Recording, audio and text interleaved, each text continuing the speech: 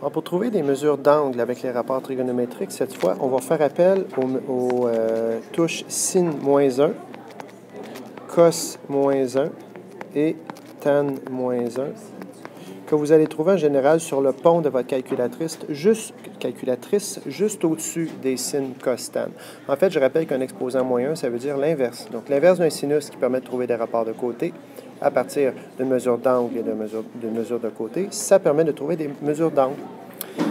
Voici comment procéder. J'ai l'angle θ, qui est une lettre grecque qu'on utilise souvent pour des angles, et j'ai les deux cathètes du triangle rectangle qui est ici. Alors, combien mesure cet angle? Je vais me dire quels sont les côtés que j'ai par rapport à l'angle.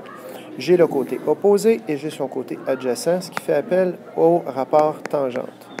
Le côté opposé étant 7, le rapport tangente étant 10, ce qui fait 0,7. On n'est pas obligé d'écrire comme ça, mais ça peut aller plus facilement. Maintenant, je vais me poser la question, quelle est la mesure d'un angle dont la tangente est 0,7? Donc, tan inverse de 0,7.